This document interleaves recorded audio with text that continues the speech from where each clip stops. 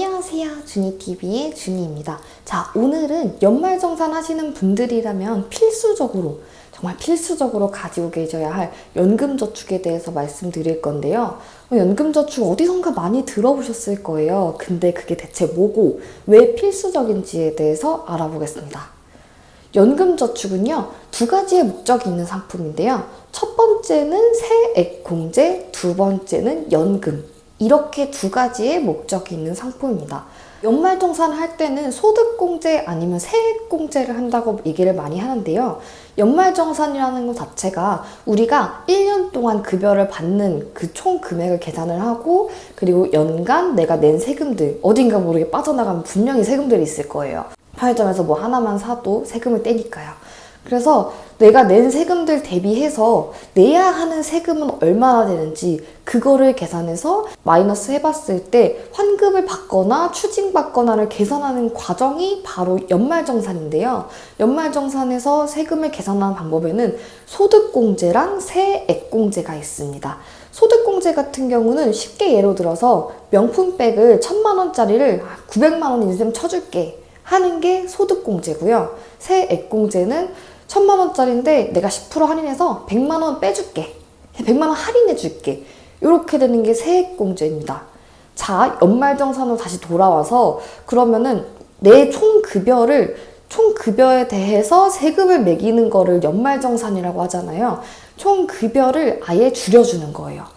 너 원래 5,500만원 버는데 내가 1,000만원 덜 번 걸로 쳐가지고 4,500만원 번 셈 치고 계산해줄게. 왜냐하면 급여가 많으면 많을수록 세금을 많이 떼기 때문이에요. 그래서 급여를 적게 쳐주고 세금도 그만큼 덜 떼겠다 하는 게 소득공제고요.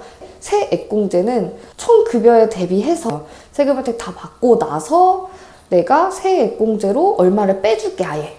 그게 세액공제입니다. 그래서 연금저축에서 세액공제 혜택을 받는다고 얘기를 드렸는데요. 400만원 한도로 16.5% 세액공제를 해줍니다. 그러면 연간 66만원의 혜택을 받으시는 거거든요. 그러면 원래는 예를 들어 100만원 뱉어내시는 분이 있어요. 제 고객분 중에 옛날에 그런 분이 계셨었거든요.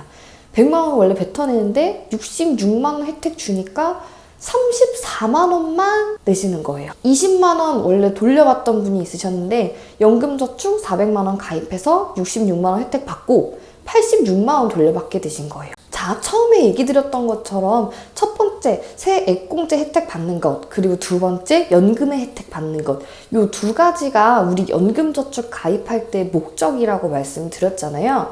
세액공제 혜택은 우리 지금 어디 가서 예를 들어 예금을 가입한다고 생각해봅시다. 1년짜리. 근데 예금 수익률 얼마나 되나요?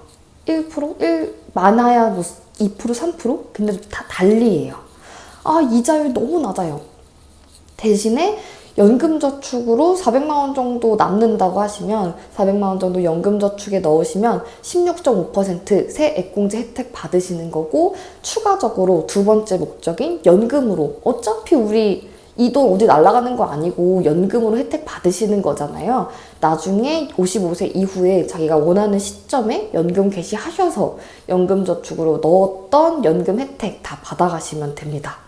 그렇게 계산을 해보시면은 아, 이게 진짜 괜찮은 거구나. 16.5% 받는데 어차피 나중에 연금으로도 받고 왜 필수적으로 가입을 해야 되는지 이제 조금 감이 오실 겁니다. 자, 그런데 연금저축은 그 종류가 여러 가지 있는 것 같던데, 그래서 어떤 거를 가입해야 되는 거예요? 연금으로 받을 때는 이율 막 떨어진다고 얘기 들었던 것 같은데, 이렇게 질문 되게 많이 하세요. 연금저축의 경우에는 세 가지의 상품들이 있습니다. 첫 번째는 연금저축 신탁이고요. 두 번째는 연금저축 펀드, 세 번째는 연금저축 보험, 이렇게 세 가지가 있는데요. 연금저축 신탁 같은 경우에는 지금 판매가 중지되어서 아예 상품을 가입하는 것 자체가 불가능하시고요. 연금저축 펀드랑 보험이 있는데, 자, 아까 연금으로 받을 때 이율 줄어드는 거 아니에요? 라고 했던 게 연금저축 보험입니다. 연금저축 보험 같은 경우에는 이율이 변동 이율이에요. 그거를 공시이율이라고 하거든요. 이율이 계속 변동이 되고, 그 변동되는 이율은 누가 정하냐? 보험회사가 정합니다. 보험회사가 당연히 기준금리가 계속 떨어진다고 했을 때 당연히 이율 내리지 않을까요? 기준금리 내렸으니까 우리도 회사에서 쓰는 사업비 되게 많다. 그러니까 나 이율 줄이겠다. 이러면 사실 할 말이 없는 거예요. 근데 연금저축 펀드 같은 경우에는 수익률로 굴러갑니다. 수익률을 상품 펀드를 변경을 하고 채권이나 뭐 주식에 이런 식으로 투자를 하셔가지고 나중에 수익률을 뭐 1%, 2%가 아닌 10%, 20% 늘릴 수 있는 상품이 바로 연금저축 펀드 상품이에요. 그리고 사업비도 보험 같은 경우에는 수수료라고 해요. 요거를 수수료도 한 10%이 정도로 많이 떼는데 연금저축 펀드 같은 경우에는 한 1%, 2%이 상품 판매 수수료, 매수 수수료 요 정도만 떼게 됩니다. 그래서 수익률로 보나 수수료로 보나 연금저축 펀드로 가입하시는 게 맞고요. 그리고 두 번째 특징은 연금저축 펀드 같은 경우에는 자유납이에요. 연금저축 보험은 강제납입이거든요. 보험 같은 경우는 다 똑같은데요. 2달 연속으로 안 내시면 실효라는 게 되기 때문에 실제로 효능을 못하는 상태입니다. 돈이 부족하셔서 해지가 되는 경우에는요. 근데 연금저축 펀드 같은 경우에는 해지하실 필요가 없습니다. 안 내시면 돼요. 2달 연속 안 낸다고 뭐 없어지고 이런 것도 아니고요. 어떻게 활용을 하시냐면 11월 달에 국세청 들어가셔서 내가 결정세액이 얼마나 되고 얼마 돌려받는지 계산해 보시면 됩니다. 내가 어느 정도 많이 돌려받겠네 이러시면은 연금저축 더 안 드셔도 되고요. 이번 달에 좀 뱉어내겠는데? 이러면은 추가적으로 더 넣으셔도 괜찮습니다. 한꺼번에 목돈을 400만 원씩 넣으셔도 상관이 없어요. 어차피 세액공제 혜택은 모두 동일하게 받습니다. 마지막으로 정리를 해드리자면 연금저축의 목적은 첫 번째는 세액공제, 두 번째는 연금의 목적이고요. 세액공제는 16.5%를 해줘서 최대 66만 원까지 지급이 됩니다. 근데 어차피 이 돈 어디 가는 거 아니고 두 번째 목적인 연금으로 내가 수령을 하는 금액이 됩니다.